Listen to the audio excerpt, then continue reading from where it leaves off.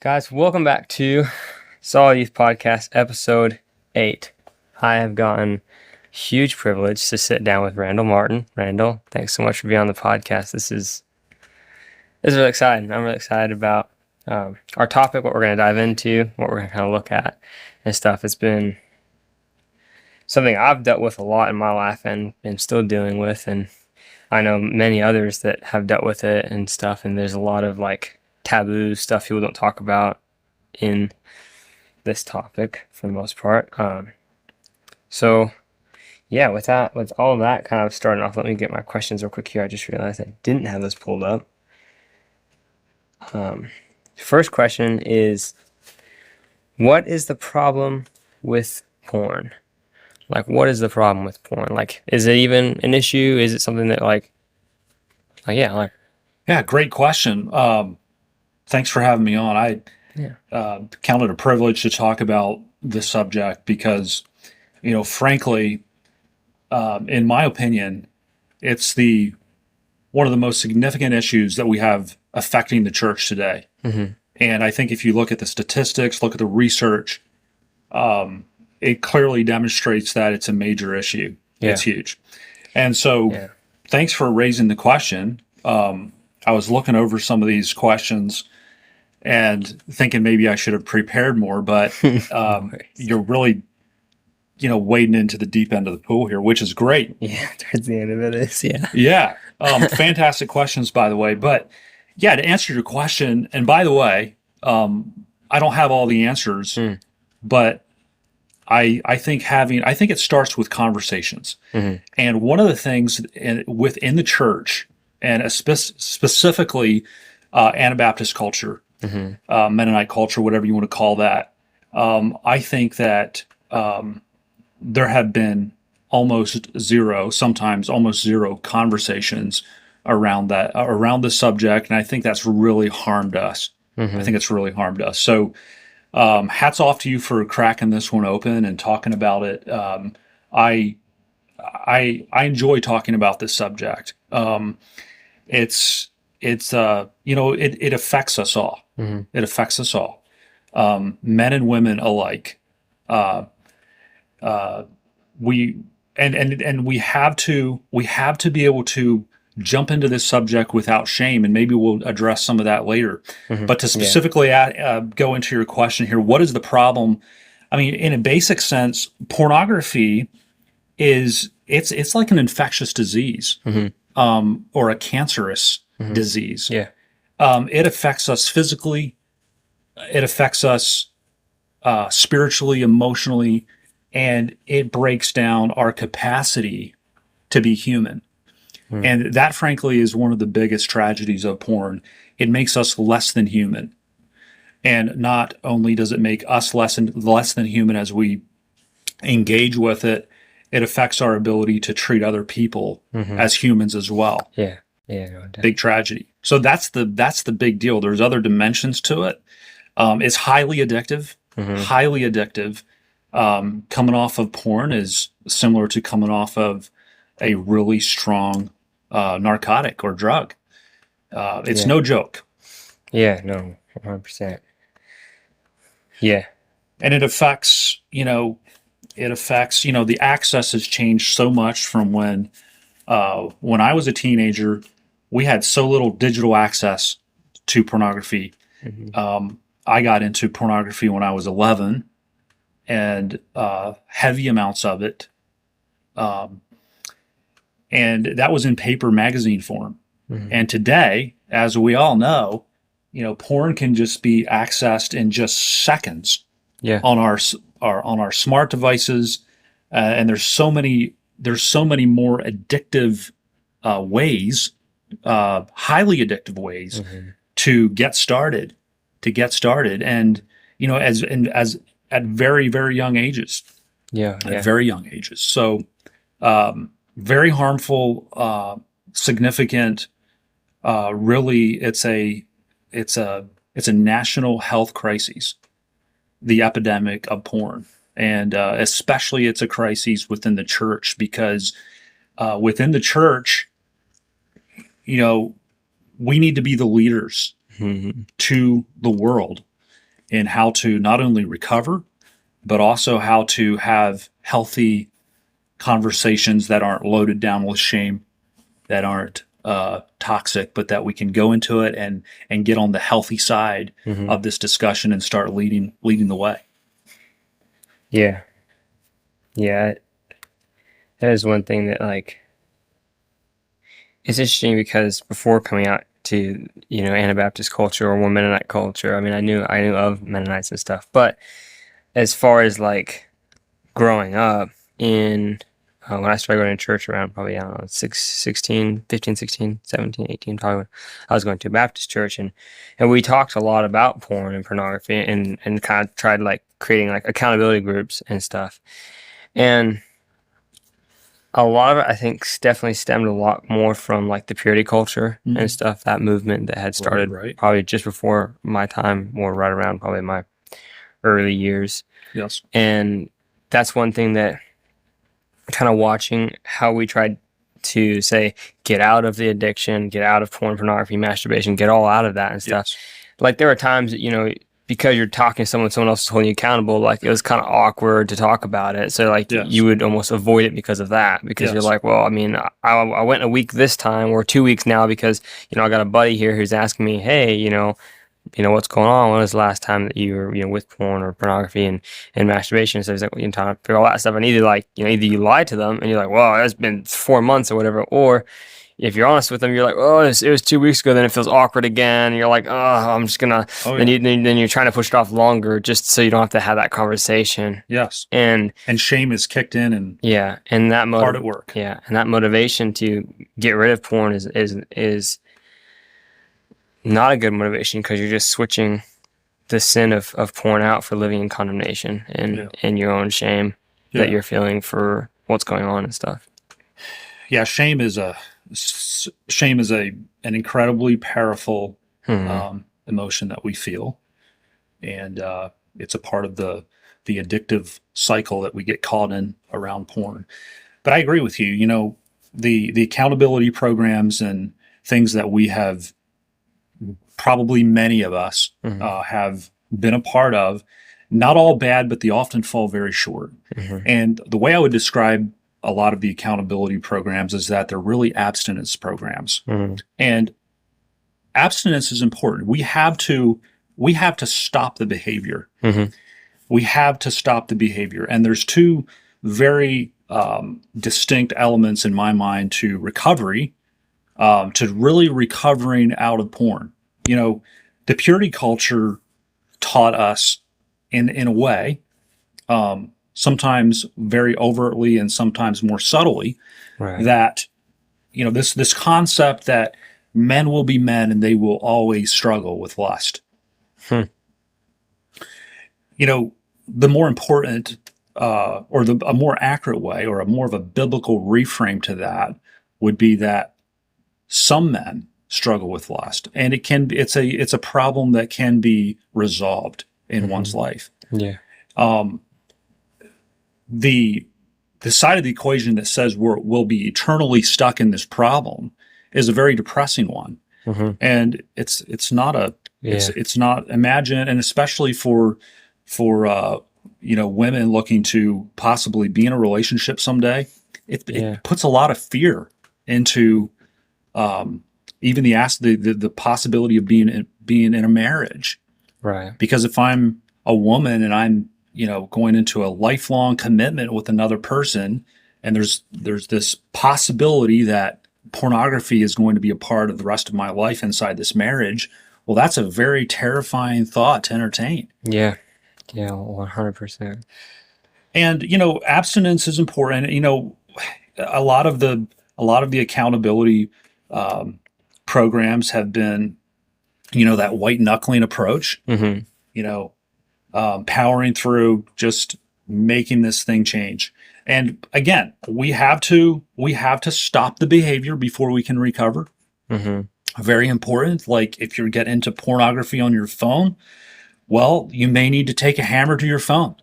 And I say, do whatever it takes. Don't even be ashamed of it. Just get brutally honest. Face the brutal facts. Yeah. of what's triggering the porn use, and eliminate whatever you can. If it means cutting the power, turn off the electricity in your home. Yeah. That may be a bit extreme, but do whatever it takes to stop the behavior. And after we stop the behavior, and our minds can start, once we can start backing away from the addictive thought process, even just for a moment, that gives us the ability to enter into the most important part of a lifelong change of recovery. Recovery. And that's where it's at. And I can talk about that now or later, but recovery is where change really, truly happens. And it's where God meets us, and the Holy Spirit comes in there and gives us the power to look at the emotional drivers of what is really behind this addictive story. Yeah. I think we'll definitely get into that a little bit later on. But one of the things I thought that you were trying to say, that a verse kind of came to mind, was when Jesus says, "If your right hand causes you to sin, cut it off." Yes. And so a lot of people might look at that and be like, "Well, that seems extreme." But he literally, I think he actually meant it though too, to some extent. He was like, if that's going to help you to get rid of the problem, to get away from the problem, then you need to do that. And the idea of, whatever it takes, you need to basically, like, if it takes smashing your phone and stuff. But I think there's a lot of like stuff around that where people are going to be like, oh, but then everyone's gonna be like, this guy struggles with it so bad, he has to went down to a little dumb phone, a little flip phone, and now he uses that, and like, oh, and that's awkward, like, and stuff. And so I think that's kind of thing is where it's almost like we're trapped a little bit in a cycle where Satan's like, well, I mean, if you give up your phone, then you're looked at as you're really addicted to this. Right. But if you don't give up your phone and you just talk to people and you ask for help all the time, and yet there's not really any change, that doesn't look like you're addicted. It just looks like you're, maybe struggling a little bit and you need help. And so it's kind of that, like, let's just keep you trapped right there where you have too much shame to step away and not enough shame to keep you from where you're at and stuff. So shame is in the equation again. And the truth of it is, the truthful reframe to that is that anyone, if I see someone putting in the hard work, the amount of honor and respect that I have for someone doing the hard work, and doing, stopping the behavior and doing whatever it takes, we honor that person. It garners a lot of respect, but like somehow we have a hard time translating that into our own hearts when we're in that seat, right? Shame is so, it's such the thing that's like, just holds you. It either holds you down or it holds you from stepping out and actually getting that freedom that you want. And so, like, it's such a huge tool that Satan uses against all of us. In anything. And especially porn and pornography. I mean, that's one of the lies that porn gives, is like, oh, you can do this on your own. And that is so not true. That is so not true. Because, it's just, it's so twisted, so torn up, thinking about, I can do this on my own, because then it kind of like, oh, then I can avoid the shame, and I can avoid, the awkwardness of like admitting to, I struggle with this. I'm addicted to this. Because that's the other thing too, is like, if you were to ask a lot of people, are you addicted to porn? They'd probably be like, no, I'm not addicted to porn. But if you're like, oh, do you struggle with porn? Yeah, I struggle with porn. It's like, no, okay, you're addicted to porn. If you're going back to it and stuff, you're still addicted to it. When you're saying you don't want to, and yet you still go back to it, you're still addicted to it. You might not be as addicted as, say, other people, but again, we're not comparing ourselves to other people. We're comparing ourselves to Jesus, and so you are addicted to it. I think my second question I had is, how do we overcome it? Like, how do we overcome, like porn, pornography? We were talking about the basics, the simple steps and stuff of like, if it needs, just cut your hand off, or if you need to get rid of your phone, get rid of your phone and stuff. And even also like reaching out and asking for help too. That's like a huge one. But at the same time, those are all steps. And I know there's a lot of people that use different apps and stuff, whether it's like, I think a really popular one is Covenant Eyes that you pay for. And the idea is not a bad idea. Because you're paying for it, which means you're more likely too like, you're more likely to use it, and you're more likely to kind of like keep up with it. But at the same time, again, it's just kind of the thing that if it catches you when you're looking at it and sends a notification to your accountability group or whatever, it's like you're still not really addressing a problem. And I'm hoping to dive into more of just the basic application. Obviously, there's apps and stuff, and getting help and accountability. Yeah, apps not all bad. Covenant eyes. Yeah. I will say this though, when you're stopping the behavior, you do whatever it takes, and if it takes an app, well, then put an app on your phone or use software. Yep. But recovery, and I think if we become overly reliant on those kinds of things, they can become a tool that insulates us from or prohibits us from going into the all-important journey of recovery. And I firmly believe that we can live our lives without software, blocking software, and be 100% free of pornography. And I say that as someone who was addicted to pornography. Yeah. Again, apps are, they have their place. You do whatever it takes to stop it. Don't let software keep you from going into the all-important, harder, very hard work of recovery. And we can talk some more about what that is. Yeah. Yeah, I think that. So good, and they have their place. Yeah. Yeah, I think kind of going into the recovery and healing process of it. Yeah, the anything to get you to stop the behavior, to stop that addiction, and then the recovery and healing process start. And I think that's one thing that, like, at least from what I remember getting out of our Bible studies that we had back in Oregon and stuff, it was very much like, let's stop the problem, let's stop the problem, let's stop the problem. And I think that's good. Like, that's really important. But I think the conversation needs to also have a lot more of, hey, while we're stopping the problem, let's also start to look at recovery too. Because I think if you don't understand necessarily why you're struggling, and you don't understand what's drawing you back to it and why you're going back to it, then I think the ability of you stopping, you might just get your head so set focused on, I need to stop this, I need to stop this, I need to stop this, and you never actually understand why you're even going to it. And then you're not, because I feel like from kind of the experience I've been having is, once you kind of look for the needs that you're using porn or pornography to fill your life with, once you kind of see those and you can start turning those to God, that's when the healing, the recovering, and even the lack of desire to look at it is kind of start. Because then you're like, well, wait a second, like, I mean, if you're full of God, you're not going to be running to porn to try and get full of porn. Like, it's just, there's no room for porn. It's just, you're full of God and stuff. And so, the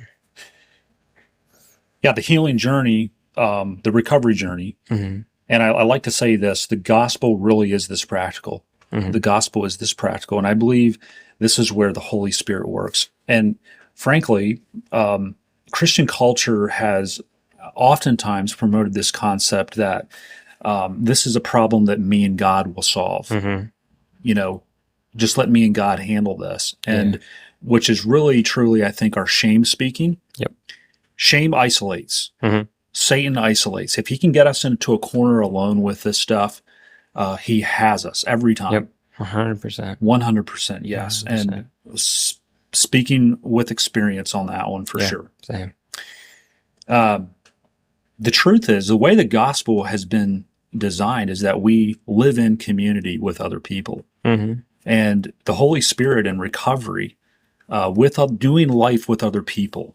And maybe this is a segue into some more of the other questions as well, but the Holy Spirit working in our lives, co-working with the person seated beside me. Like, imagine the Holy Spirit here as a third person.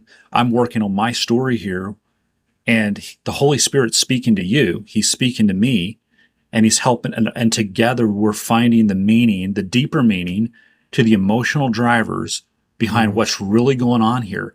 And the truth is that every addiction, whether it's narcotics, drugs, alcohol, whatever it is, whatever substance we're medicating with, and medicating is an important word. We're medicating with this thing called porn. There's a story behind it. There's a story behind every addiction, a vivid story that makes perfect sense if we'll take the time and do the hard work of dissecting that story with the right people or the right person, along with the Holy Spirit, and looking at those really legitimate needs that we're trying to fill with entirely the wrong thing that is in fact making the problem worse. Yeah. One of the hardest ideas I think for me to wrap my head around, and I've just started to and stuff, is the idea of and I heard it more recently, and it sounds a lot more growing up. For some reason, I always had a thing against like therapists and stuff. And so like when I refer to something as therapist talk, it's very sounds like I was like, oh, how does this make you feel? Or what is this and stuff? But as I've grown up and stuff, I've kind of seen like, I still haven't done it yet, but I was like, therapy is not a bad idea. And there's definitely a lot of stuff that I think like professionals help and stuff can help you out with. But I think the hardest thing for me was to kind of like start to listen to different conversations that had a lot more of that kind of talk in it, where it seemed a little more therapeutic when you're talking to you, and you're like, oh, like for me it was so hard. I was sitting there, I was like, oh, I don't like those words, but I was like, I'm just gonna test and see if it's true or not. I'm gonna see if it's true or not, and I found a lot of times that it is, and that's been like kind of eye-opening for me and stuff. And I mean, I'll make jokes about like the app or whatever, BetterHelp therapy stuff. Just on the side now, at this point, just for the fun of it, I'm just talking to some friends, and I'll be like, you might need to go check out Better, and just start like I'm ad reading Roy, even though like I have no need to. It's just funny. Well, there's good and bad therapy, of course, or good and bad therapists. But Christ was the best therapist, the number one therapist of all time. And if you look at his ministry with people and his way of working with the heart, this is exactly what Christ did. He was addressing the emotional drivers in the people around him. He wasn't working with just the surface. He was working with the heart.